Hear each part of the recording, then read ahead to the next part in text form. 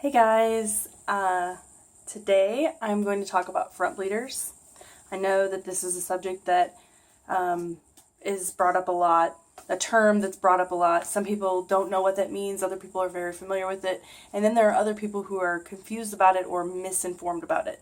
And so that's what this video is for, is to kind of clear up some misunderstandings, and because basically,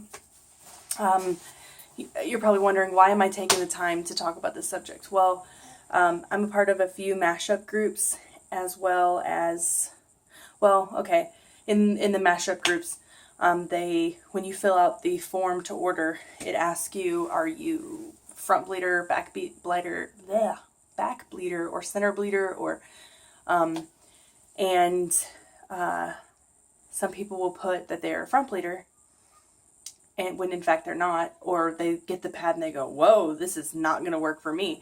And so I'm just wanting to clear things up a bit. Not necessarily for the mashup groups I'm working with, but even for myself. Like when I do a giveaway and I say I'm giving away a front bleeder pad, and then I say only enter the giveaway if you are a front bleeder.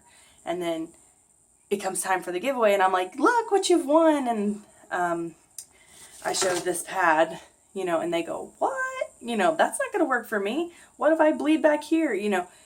A front bleeder is not going to look at this and be intimidated by it. A front bleeder is going to say, wow, this is the answer to my prayers.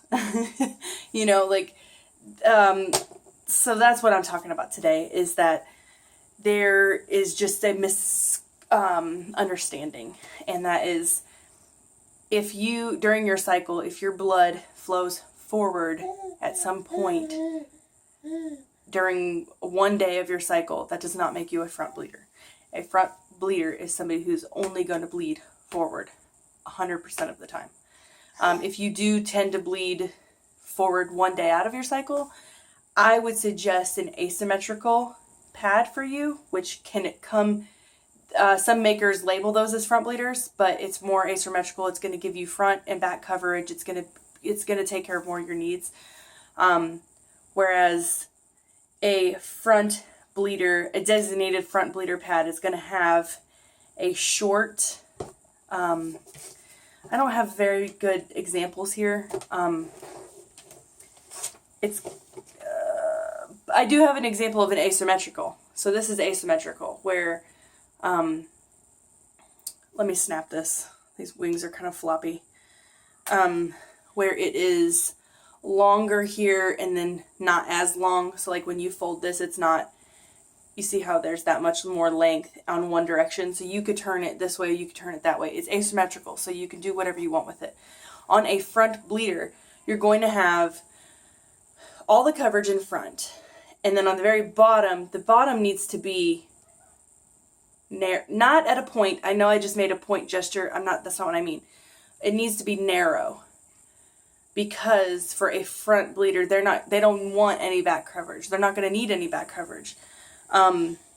So if you're going, but wait, I like back coverage, you're not a front bleeder. So you want an asymmetrical pad. That's what you're going to look for when you're looking at pads.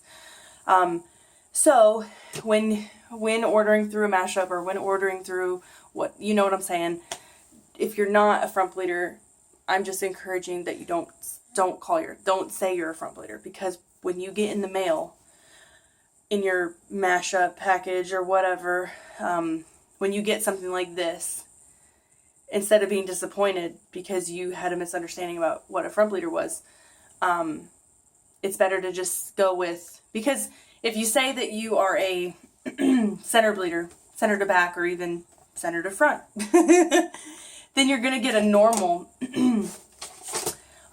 pad, something that's going to be more universal. Sorry, I'm holding up all these examples of, you're going to get something that's going to work for you. Even if you tend to flow forward, sometimes if there's enough coverage right here, then you're going to be covered. I just don't like when, there's a misunderstanding and people are getting, this pattern, there's nothing in the back. This pattern, very little in the back. I don't have examples, but anyway, they're just like, well, I can't wear this. That has no coverage in the back. But a front bleeder isn't gonna, and what makes a front bleeder front bleeder? Well, there's many different things. Some people, it's the way that their cervix is tilted. That's gonna make them a front bleeder. And then for others, like myself, it's actually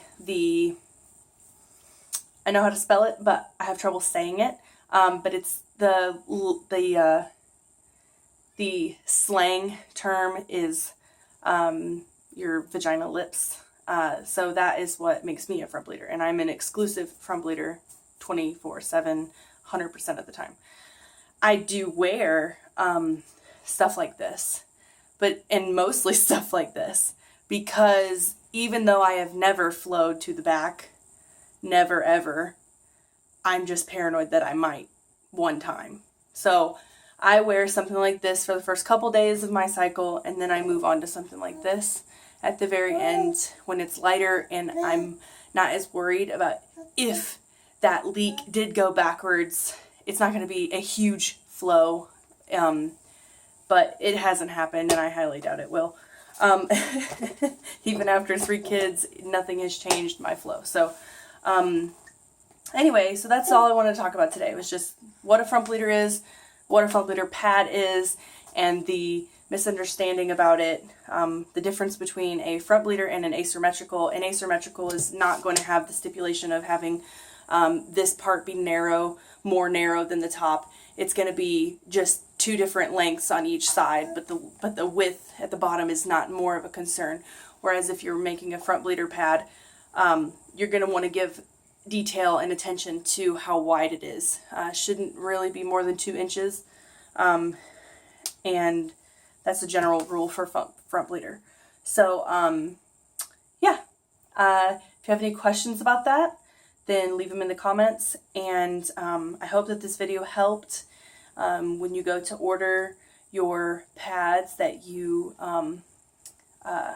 just, give it a little extra thought, about how you do flow, and if you are a 100% front bleeder or if you are just 1 day out of the cycle front bleeder. So anyway, if you have any questions, let me know, and I will talk to you guys later. Bye.